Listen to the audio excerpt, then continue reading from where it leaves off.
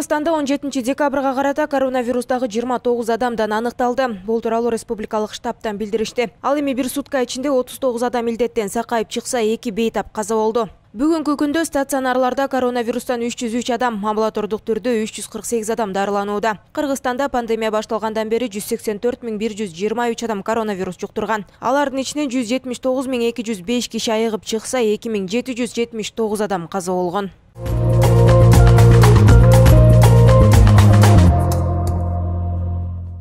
Кара кече кенинде көмүр казуу бир жумага токтотулду. Бул тууралуу Кыргыз көмүр мамлекеттик ишканасынын басма сөз кызматы кабарлады. Маалыматка ылайык, Кара кече кенинде тазалоо иштери жүрүп жаткандыгына байланыштуу 15 декабрдан 20 декабрга чейин көмүр казуу токтотулган. Көмүр 20 декабрда бериле баштайт. Ал эми Бишкек жылуулук электро борборуна көмүр үзгүлтүксүз ташылууда деп айтылат маалыматта.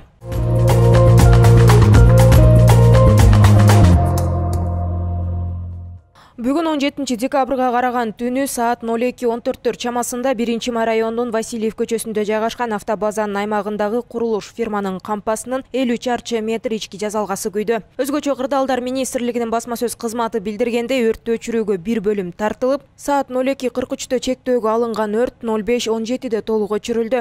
Өрттүн кесепетинен 45-50 жаш чамасындагы эркек киши каза болуп, анын сөөгү Ички иштер министрлигинин кызматкерлерине өткөрүлүп берилди деп айтылат маалыматта. Өрттүн келип чыгуу себептери такталууда.